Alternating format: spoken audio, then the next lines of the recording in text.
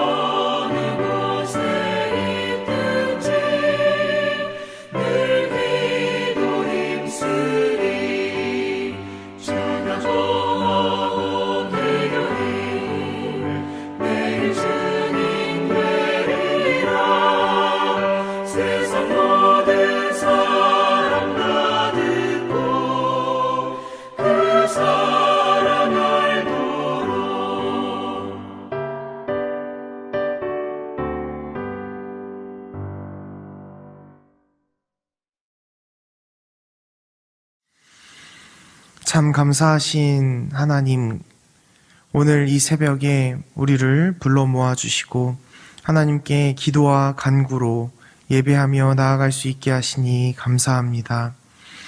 주님, 우리가 받을 자격 없지만은 그 복음의 그 크신 은혜로 인하여 오늘도 살아갑니다. 그 주신 생명으로 인하여 또한 우리에게 맡겨주신 그 사명으로 인하여 그 모든 삶을 잘 감당해 나아가는 지혜와 권능을 또한 성령을 허락하여 주옵소서. 감사합니다. 예수님의 이름으로 기도합니다. 아멘. 오늘 우리 함께 보실 살아계신 하나님의 말씀은 사도행전 8장 1절부터 8절까지 말씀입니다. 사도행전 8장 1절부터 8절까지 말씀, 제가 가진 성경으로 신약 199면에 있습니다.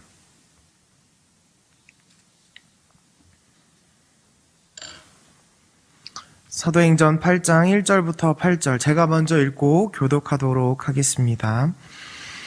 사울은 그가 죽임 당함을 마땅히 여기더라.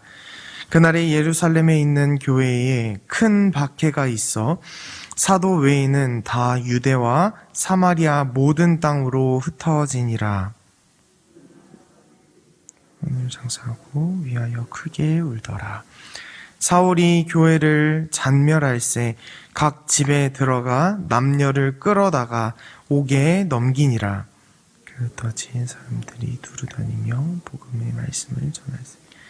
빌립이 사마리아 성에 내려가 그리스도를 백성에게 전파하니 우리가 빌립의 말도 듣고 행하는 표적도 보고 한 마음으로 그가 하는 말을 따르라.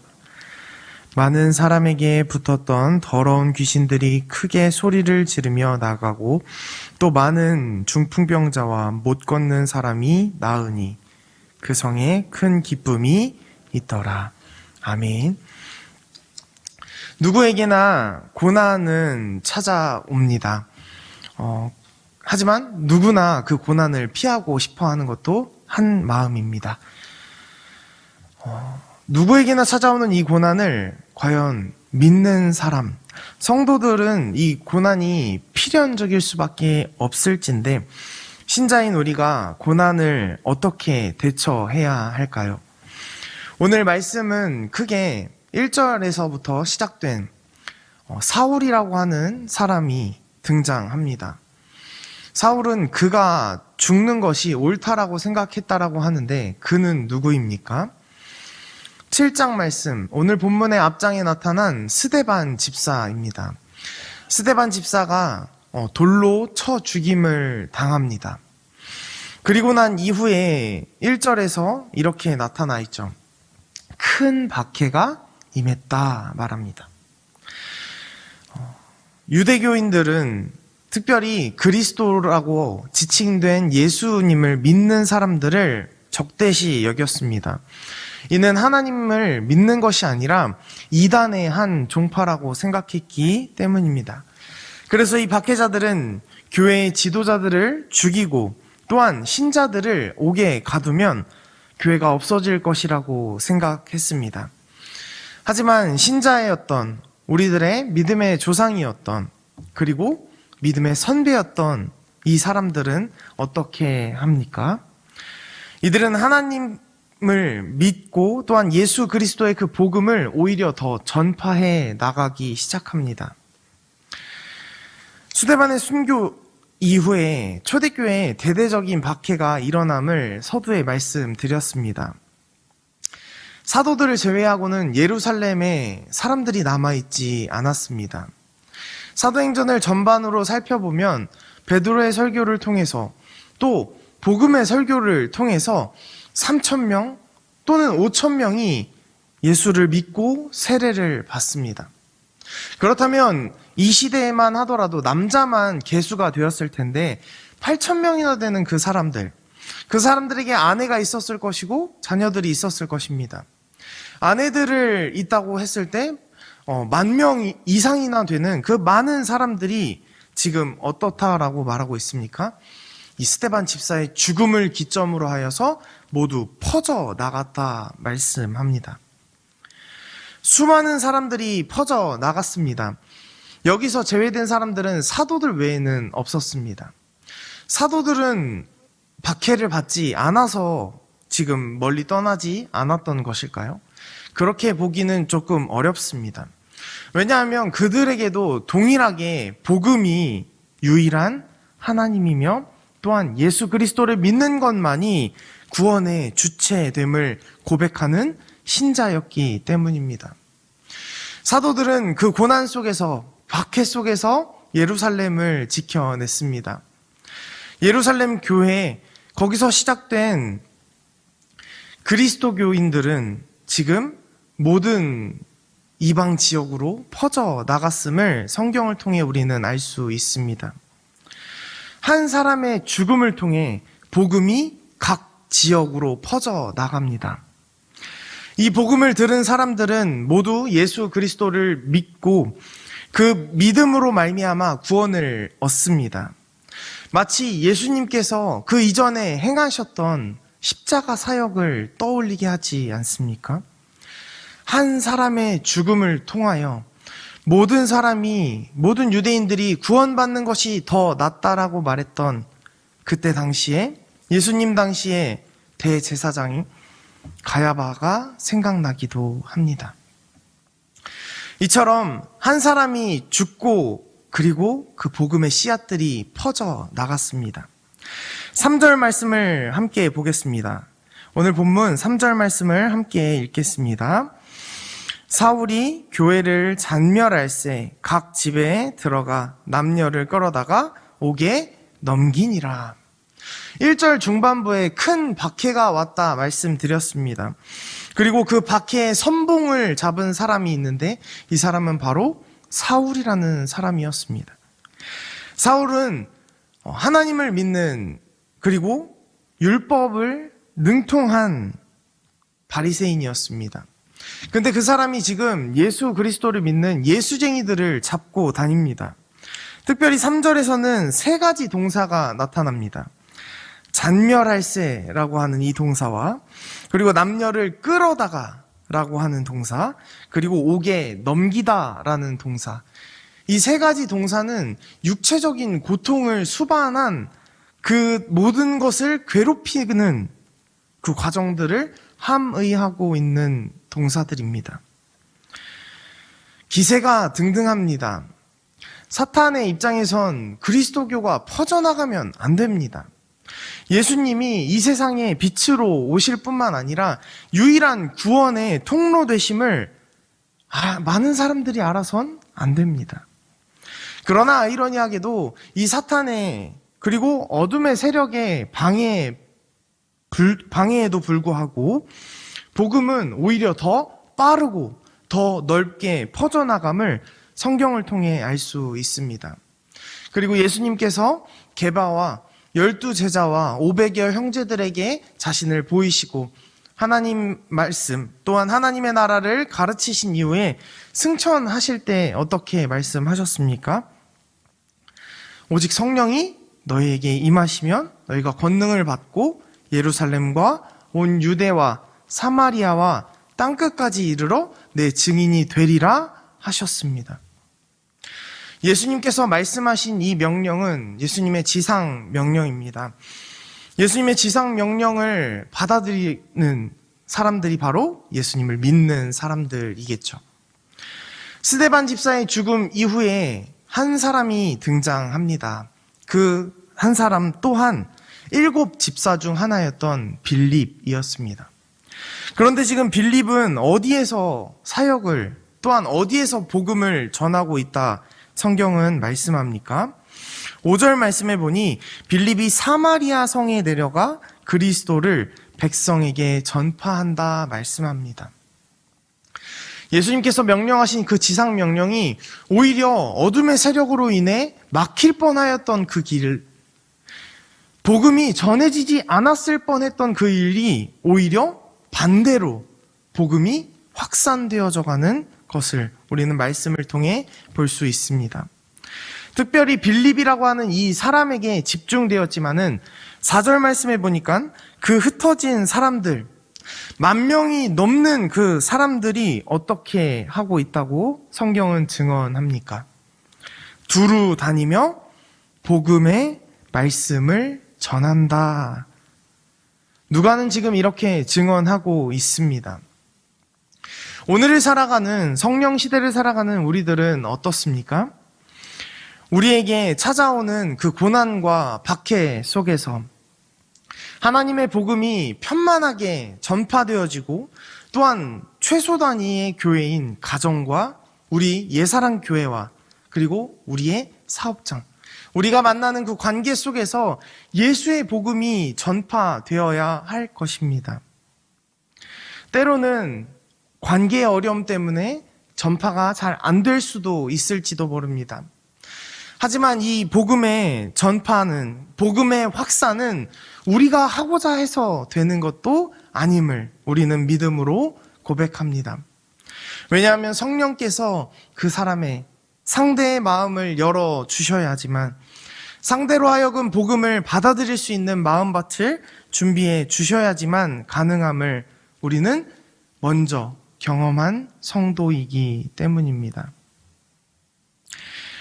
이처럼 교회를 박해했던 여러 가지 세력들은 오히려 예수 그리스도를 더 넓게, 더 밝히 증거하게끔 만드는 시발점이 되었습니다. 그리고 이 빌립 집사는 사마리아라고 하는 이 지역에서 어떻게 복음을 증거했습니까? 유대인 그 사회에서는 사마리아 땅과 좀 껄끄러운 관계임을 우리는 배경지식으로 알고 있습니다. 북이스라엘이었던 그들은 아수르에게 멸망당한 그 이후에 혼혈 정책을 통해 깨끗한 하나님의 백성으로 남지 못했습니다. 그리고 더 심각한 이유는 무엇이냐면 8장을 쭉 읽어보면 마술사 시몬이라는 사람이 등장합니다. 어떠한 기이하고 특이하고 그리고 놀랄 법한 일들을 행하는 그 시몬을 사마리아 사람들은 어떻게 칭합니까? 이 사람이 바로 여호와의 능력을 가진 사람이다 칭합니다. 하지만 이 시몬까지도 빌립이 전한 예수 그리스도의 복음을 듣고 다시 회개하며 빌립을 전심으로 따랐다 성경 증언하고 있습니다. 어떻습니까?